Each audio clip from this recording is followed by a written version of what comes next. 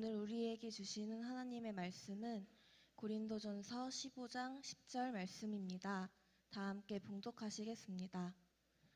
그러나 내가 된 것은 하나님의 은혜로 된 것이니 내게 주신 그의 은혜가 헛되지 아니하여 내가 모든 사도보다 더 많이 수고하였으나 내가 한 것이 아니요 오직 나와 함께 하신 하나님의 은혜로다. 아멘. 우리 예수 안에서 우리는 한 가족 함께 우리 찬양하겠습니다.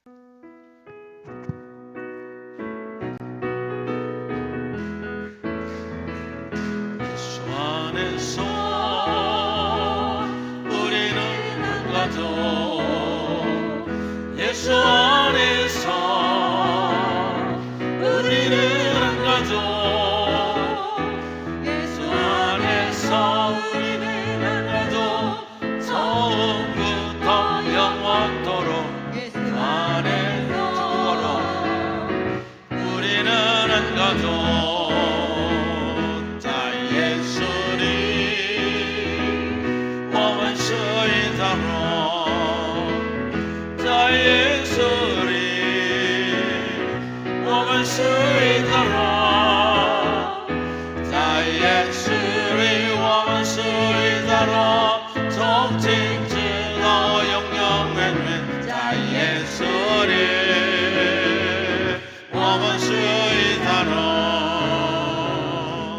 모든 영광 하나님께.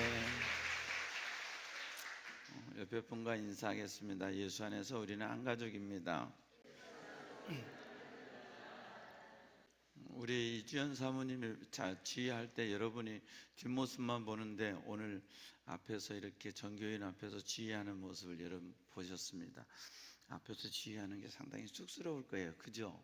네, 그렇대요.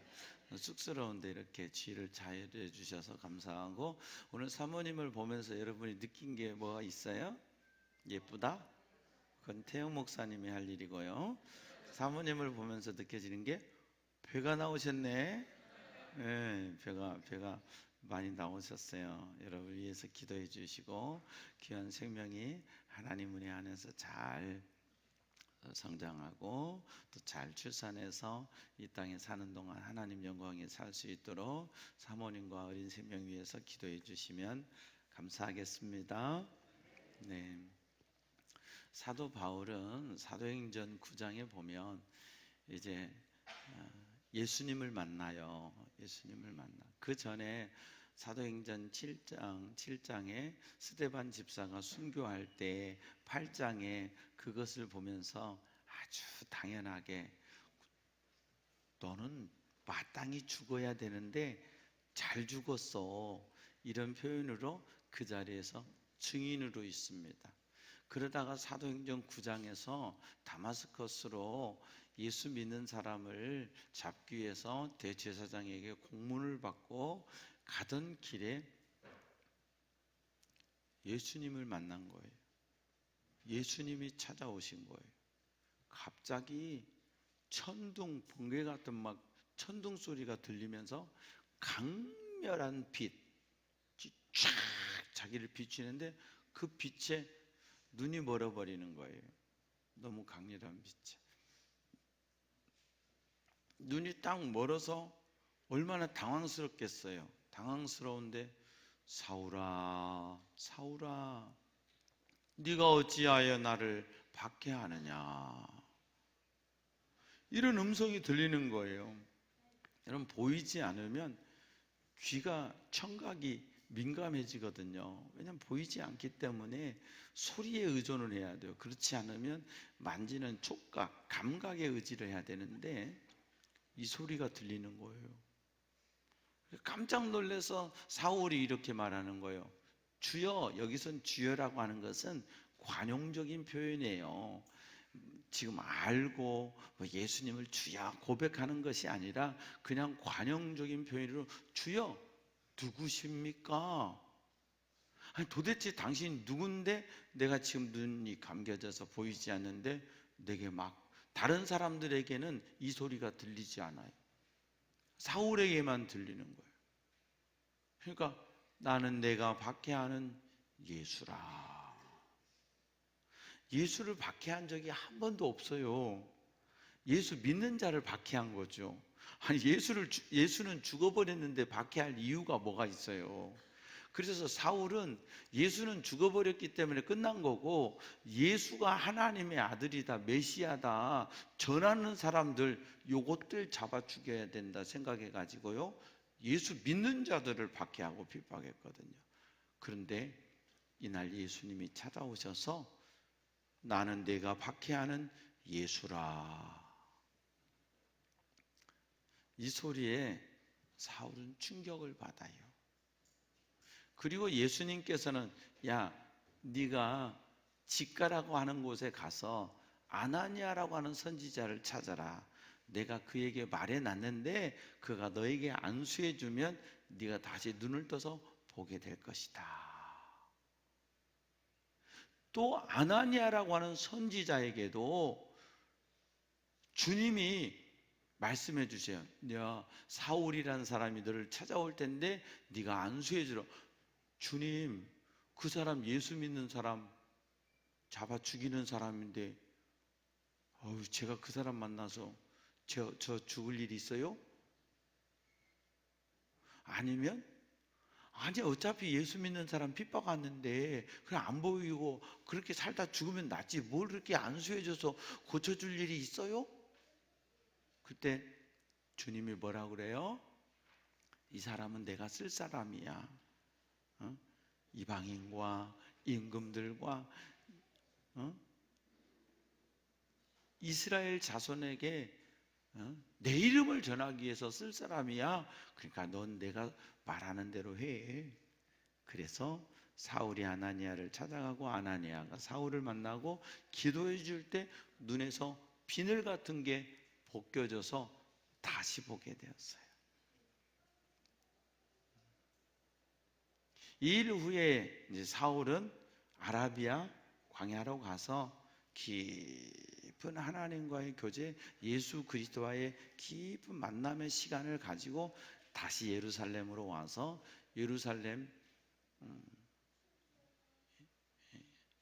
우리 사도들의 공동체 속에 와서 제자들과 교제하게 돼요. 그리고 예수 그리스도를 위해서 사도행전 13장부터 이제 20장까지 보면 1차 13장에서 15장 36절까지 35절, 15장 36절에서 18장 22절, 18장 23절에서 19장까지 1차, 2차, 3차 전도 여행을 마치고 20장에 이제 예루살렘에 다시 와서 선교 보고를 하게 되고 예루살렘에서 잡혀서 그가 죄인의 신분이 되죠. 그래서 내가 로마의 황제에게 항소하노라. 자기에게는 로마 시민권이 있었거든요. 그러면서 이제 27장에 아드라무떼노 배를 타고 가다가 파선을 당하고 멜리데라고 하는 섬에 들어가서 276명이 있었는데 주님께서 오셔서 야, 걱정하지 말아라. 생명에는 손상이 없다.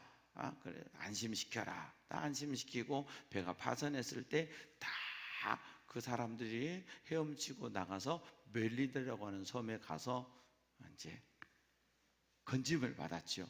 근데 거기서 독사에 물린 거예요. 그러니까 진실로 이 사람은 이 생명을 죽인 사람이다.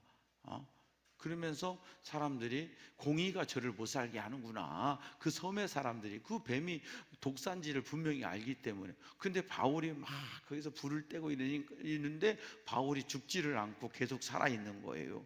깜짝 놀란 거죠. 그래서 추장의 집에 가서 치유의 역사가 일어나고 다시 배를 알렉산더인가 배를 타고 이제 로마로 가게 되고 알렉산드리아 이 배를 타고 로마로 가게 되고 로마에서 이제 복음을 전하며 이태 동안 지내는 거, 이게 사도행전 28장으로 끝나거든요. 그 바울이 이렇게 1차, 2차, 3차 전도 여행 속에서 전도하고 세웠던 교회 중에 하나가 고린도 교회예요. 고린도 교회, 제가 늘 말씀드렸지만 고린도 교회 가면 고린도 교회 앞에 정문 이 왼쪽에 동으로 역대 교역자 이름이 동으로 딱 많이 새겨져 있더라고요. 근데 제일 첫 번째 새겨진 이름에 저는 참 감격했어요. 그 이름이 뭐냐? 파울로스. 바울. 고린도 교회의 첫 번째 담임 교역자가 누구냐? 파울로스. 바울이라는 거예요. 고린도 교회는 상당히 도덕적, 윤리적으로 해이가 있었던 교회. 그래서 음행이 심했고요. 두 번째는 그럼에도 불구하고 하나님의 은혜가 넘쳐서 은사가 충만한 교회. 그래서 막 믿음으로 성령 충만해서 막 은사를 활용하는 사람들이 있는가 하면 교회 안에도 음행이 있어서 교회를 흔들리게 하는 일들이 있었어요. 그랬던 바울이 고린도 교회에 첫 번째 편지를 보내며 여러 가지 말씀들을 하지요. 야, 파 나누지 마라. 아무리 밥값이 비싸다고 파 나누지 마라. 쪽파 대파 나누지 말고 우리는 다 예수파다. 너희들 같은 말, 같은 마음, 같은 뜻으로 하나 되라. 우린 예수 안에서 한 가족이지. 나는 바울이다, 나는 게바다, 나는 뭐 아볼로다 이렇게 파 나누면 안 돼. 우린 다 예수파. 할렐루야. 그러면서 이제 이 고린도 전서를 써가는 거예요. 그래서 은사가 뭔지, 사랑이 뭔지 이런 것들을 가르쳐주고 오늘 15장에서는 부활에 대해서 가르치는 거예요. 아이, 죽으면 끝이지 뭐. 많은 사람들이요 애써서 죽음 이후의 세계를 부인하기 위해서 죽으면 끝이라고 생각해요. 주일학생들, 하람아, 사람이 죽으면 어떻게 돼요? 우리 죽으면 어떻게 돼요? 하람이 옆에 친구 서연이 사람이 죽으면 어떻게 돼요? 네, 죽으면 어떻게 돼요? 안 죽어서 몰라요? 소은이 사람이 죽으면 어떻게 돼요? 엄마를 쳐다보고 천국 가요? 컨닝한 거죠? 네, 컨닝했어요. 네, 천국 가요. 답이 정확히 나왔네요. 죽으면 끝이 아니라는 거죠. 천국이 있고 지옥이 있어요. 마태복음 5장에 그 산상수훈에서 보면 예수님께서요 천국과 지옥을 분명하게 말씀하세요. 지옥은 얼마나 무서운 곳인지, 불은 꺼지지 않아, 구더기 한 마리도 죽지 않아, 영원한 고통이 있어. 그러니까 거기 가면 안 돼. 옆에 사람한테 이렇게 얘기해줘. 지옥 가면 안 돼. 얘기해 주세요. 지옥 가면 안 돼. 우리는 꼭 천국 가야 돼요. 할렐루야. 죽으면 끝이 아니라는 거. 그리고 그 끝이 아니라는 것을 보여주기 위해서 예수님이 이 땅에 오셨다는 거, 예수님이 십자가 지시고 죽으시고 사망의 권세를 깨뜨리시고 부활하신 것이 하나의 그냥 만들어내고 꾸며낸 이야기가 아니라 우리 가운데 예수님이 부활하셔서 승천하신 것을 본 목격자가 500명, 지금 내가 이 편지를 쓰고 있는 지금 그 사실의 증언자들이, 그걸 예수님이 승천하신 걸 본 사람들이 300명 이상이 살아있다. 그러면서 만약에 부활이 없다면 이러면서 말씀을 계속 이어나가요. 만약에 부활이 없다면 우리는 불쌍한 사람이다. 만약에 부활이 없다면 우리의 믿음도 헛것이다. 그런데 이 부활을 얘기하면서 사도 바울이 오늘 10절에 내가 나된 것은 하나님의 은혜로 된 거예요. 그런데 나에게 주신 하나님의 은혜가 헛되지 않아. 헛수고가 아니야. 내가 모든 사도들보다 더 많이 수고하였으나 내가 한 것이 아니요 오직 나와 함께 하신 하나님의 은혜로라. 바울이 생각하면 생각해 보니 볼수록 은혜가 너무 감사한 거예요. 은혜가. 내 삶을 돌이켜 보니까 이제 저도 나이가 들어가니까 죄송해요. 60이 이제 눈앞에 있으니까 인생을 쭉 생각해 보게 돼요. 가끔 내 생애를 생각해 봐요. 돌이켜 봐요. 내가 어렸을 때부터 성장하면서 여기까지 오게 된 거, 내가 살아오면서 만났던 많은 순간들, 많은 사람들, 특별히 제가 말씀드리면 이번에 최부식 목사님을 다시 만난 거, 그 30년 전에 만났던 목사님을요 30년 만에 만나서 깊은 교제하고 그분의 삶의 고백과 저 삶의 고백을 함께 나누며 눈물을 흘릴 수 있는 것들을 생각해 보면서 참 하나님의 섭리다, 하나님의 은혜다 하는 생각을 많이 해요. 그 바울은 자기 인생을 돌이켜 보는 거예요. 여러분, 내 인생을 여기서 돌이켜 볼 수 있다는 건 그냥 내 팔자가 사나워서 내 인생이 힘들었어, 그게 아니라 내 생애 가운데 하나님이 어떻게 일하시고 역사하셨는가를 돌아보는 거예요. 그렇게 돌아볼 수 있는 저와 여러분 되길 바랍니다. 그는 거기서 뭐라고 그래요? 딱 한 가지, 하나님의 은혜였어. 그래서 바울은 자기 믿음의 아들이고 육신 복음 안에서 제자된 디모데에게 디모데전서 1장 15절에 고백하는 마음으로 이렇게 말하죠. 내가 모든 사람이 받을 만한 말을 하는데 그리스도 예수께서 죄인을 구원하시려고 이 세상에 오셨어. 예수님이 이 땅에 오신 것은 죄인을 구하라고 오셨는데 내가 죄인 중에 괴수야. 이 얘기는 뭐냐?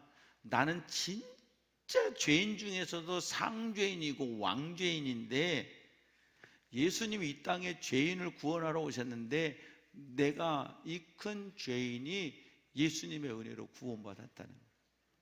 할렐루야. 여러분, 우리에게 이 고백이 있어야 돼요. 교회 왜 다녀요? 축복 받으려고요? 교회 왜 다녀요? 오래 살려고요? 누구예요? 예배 끝나고 밥 맛있게 먹어요? 맞았어요. 천국 가려고. 그런데 교회 다니면서 점점 욕심이 생기기 시작하는 거예요. 내 어떤 것을 이루기 위해서, 내 어떤 것을 성취하기 위해서 교회를 다니는 거예요. 잘 살기 위해서, 건강하기 위해서, 내가 기도하는 거 응답받기 위해서. 그거 아니에요. 예수 믿기 위해서, 예수 믿고 죄사함 받기 위해서, 예수 믿고 죄사함 받아 천국 가기 위해서. 할렐루야. 내가 아무리 흉악한 죄인이라도 예수를 구주로 믿으면 우리는 하나님의 자녀가 되고 구원받는 거예요. 그래서 바울은 뭐라고 그러냐? 내가 죄인 중에 괴수. 이건 무슨 표현이냐? 나는 엄청난 죄인입니다. 그런 엄청난 죄인에게 주님이 오셔서 나를 구원해 주셨습니다. 감사합니다 하는 표현이에요. 나는 당연히 구원받을 사람입니다. 나는 자격이 있습니다. 이게 아니라 나는 자격이 없는데, 나는 죄인 중에 죄인의 두목 같은데 예수님이 나를 구원해 주셨습니다. 그래서요, 고린도 교인들에게 두 번째 편지를 보내면서요, 아직도 고린도 교인들이 이걸 깨닫지 못하니까 고린도후서 7장 10절에 보면 제발 후회 좀 하고 살아, 근심 좀 하고 살아 하면서 하나님의 뜻대로 하는 근심은 후회할 것이 없는 구원에 이르게 하는 회개를 이루는 것이요. 할렐루야. 하나님의 뜻대로 좀 근심 좀 해봐, 후회 좀 해봐. 세상 것 후회하지 말고. 왜 이 근심, 이 회개는 없고 세상 근심만 하느냐? 세상 근심은 사망이요. 세상 근심이 심해지면 스트레스가 오면 우리 몸에는 매일 암세포가 생겨났다 없어졌다 생겨났다 없어졌다 그러는데, 이 근심을 하면, 스트레스를 받으면 암세포들끼리 연합전선을 이루어요.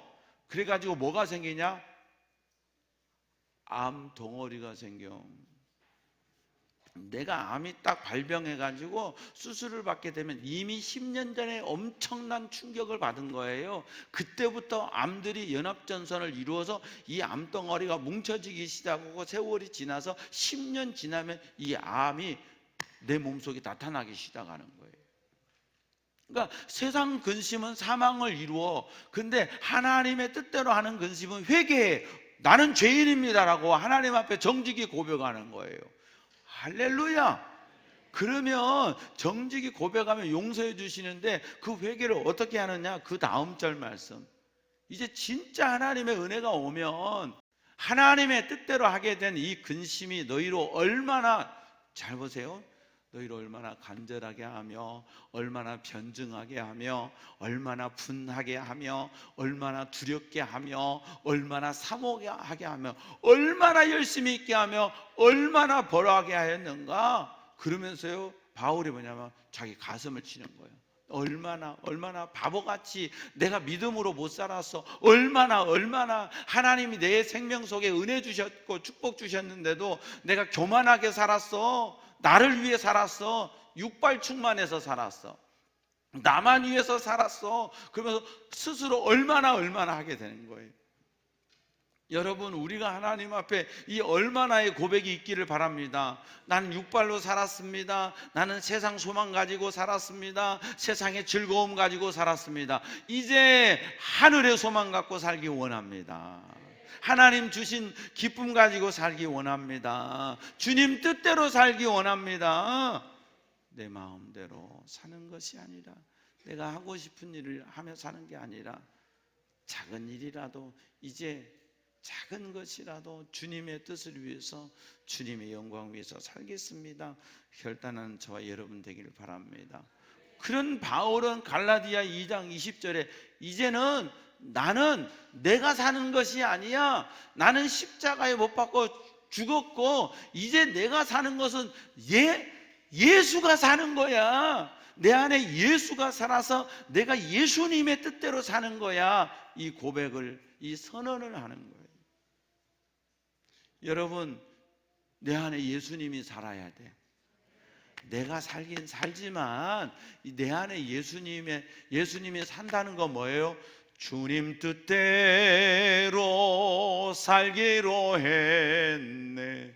주님 뜻대로 살기로 했네 하면서요, 내 뜻대로 사는 게 아니라, 주님 어떻게 하면 하나님이 기뻐하실까요? 어떻게 하면 주님이 원하시는 길일까요? 생각하면서 주님 뜻대로 살려고 몸부림치는 거예요. 우리 안에 예수님이 살아야 될 줄로 믿습니다. 근데 순간순간 예수님이 싹 비껴나고 내가 살아나. 그래서 예수님 뜻보다는 내 뜻대로 하려고 그래. 그래서 내 뜻대로 안 되면 병이 들어. 무슨 병? 섭섭병. 그리고 음이 올라와. 열받음이 올라와. 내 뜻대로 안 되니까. 아니, 성도는요, 내 뜻대로 안 될 때 깨져야 돼요. 아, 인생이 내 뜻대로 안 되는구나, 주님 뜻대로 되는구나 하고 주님께 순종할 때, 주님이 우리의 삶을 형통케 하시고 평탄케 하시는 은혜를 맛봐야 돼요. 저와 여러분이 그 은혜를 맛보기를 축복합니다. 바울은 내 안에 오직 예수님만 살아 그러더니요, 사도행전 20장에 가서 그가 간증을 하고 고백을 하고 결단을 하는데, 사도행전 20장 24절에 이렇게 말해요. 내가 달려갈 길과 주 예수께 받은 사명, 나는 이제 사명을 위해 살겠다는. 이 사명은 뭐예요? 하나님의 뜻대로 사는 거, 하나님이 나를 부르신 뜻대로 사는 게 사명이에요. 하나님의 은혜의 복음을 증언하는 일을 위해서 사는 거, 이게 바울의 사명. 근데 사명을 위해 살지 못하면 생명을 위해 살아가요. 막 내 몸에 벌벌벌 떨어 조금만 아프면 아프네. 왜 아프지? 속이 쓰리네. 위암인가? 조금만 문제가 있으면 피곤하고 얼굴이 좀 노른 것 같아. 간암인가? 우리는 막 의대도 안 다니면서 스스로 자가진단 다 하잖아요. 갖고 막 걱정하고 병원 갔더니 걱정하세요. 아무 일 없어요. 그러면 걱정 안 했다가 또 병원 갔더니 뭐가 하나 있는데요. 그러면 내 속에도 근심이 있는데요. 하고 막 근심이 생겨나요. 그래서 막 병원 가서 검사하다가 막 이게 종양이 있는데요. 그러면 벌써 내가 이제 막 이게 무슨 종양, 악성 종양, 양성 종양, 수술해서 살까 말까, 수술해서 성공해서도 얼마를 살까 말까, 혼자서 의학 박사 다 해버려. 왜? 생명에 붙들. 여러분, 사명이 있는 자는 안 죽어요. 사도행전 27장에 바울이 그 위기에 있을 때요, 의욕토하고 배멀미하고 아무것도 못 먹는데 하나님의 천사가 와서 야, 죽지 않고 다 살 거야. 그리고 바울 너는 로마에 가서 복음을 증거해야 돼. 그렇게 말씀해 주셨을 때 바울은 뭐라고 그래요? 나는 말씀하신 그대로 되리라고 믿노라. 그래서 두려워하지 않았어요. 생명을 위해 살지 않았어요. 사명을 위해 살았어요. 여러분, 저와 여러분의 인생이, 남은 인생이 사명 위해 살기를 축복합니다.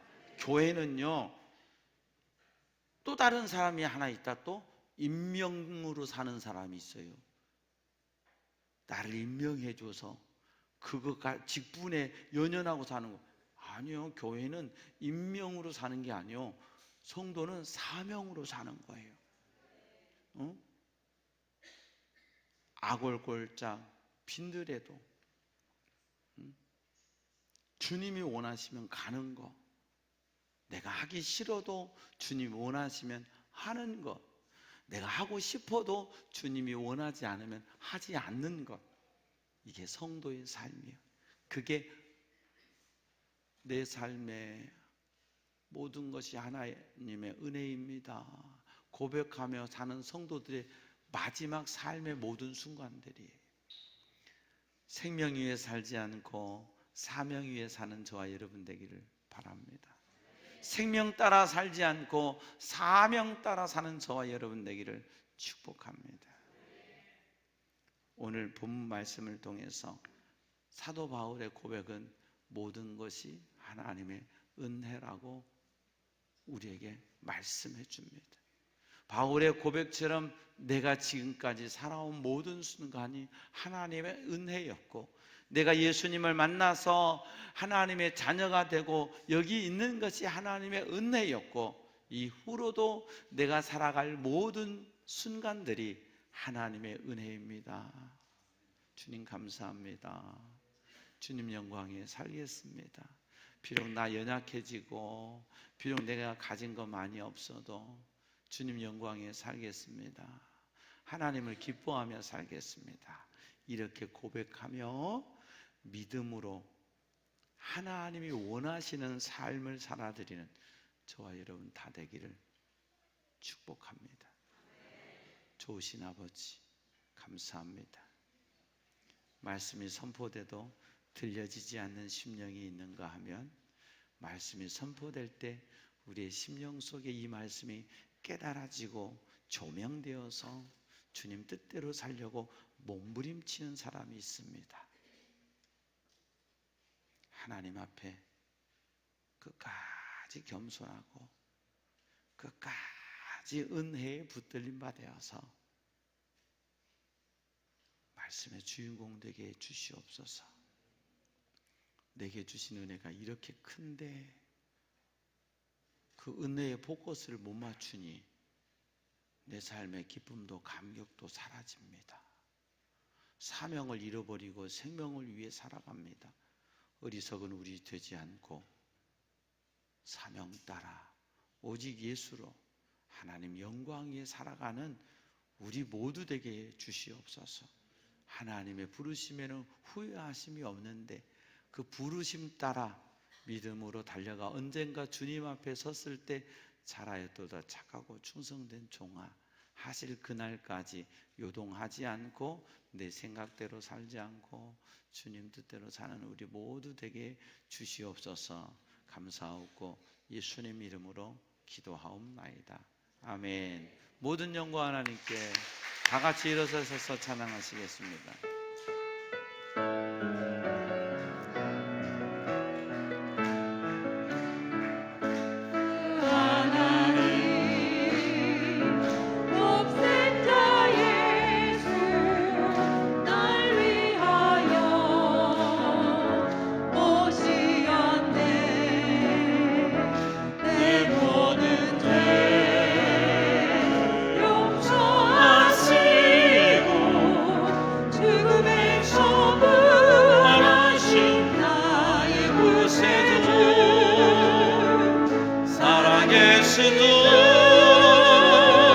나의 참된 소망 걱정 근심 전혀 없네. 사랑의 손에 갈 길인 너니 내 모든 삶의 기쁨 늘 충만하네.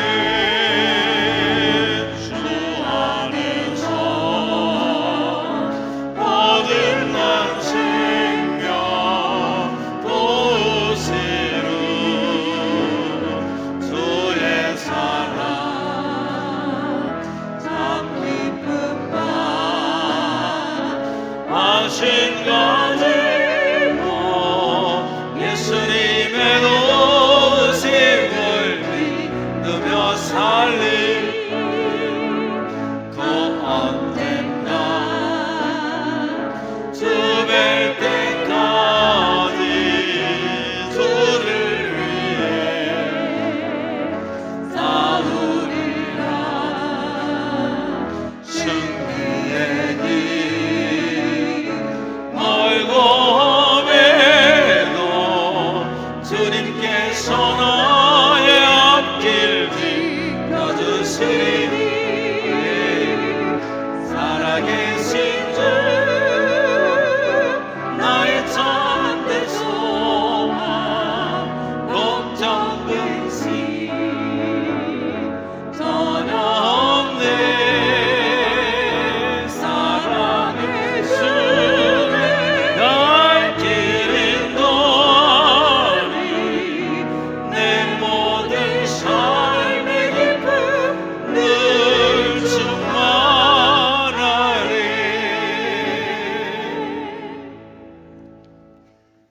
여호와는 내게 복을 주시고 너를 지키시기 원하며 여호와는 그 얼굴을 내게 비추사 은혜 베푸시기 원하며 여호와는 그 얼굴을 내게로 향하여 드사 평강 주시기를 원하노라.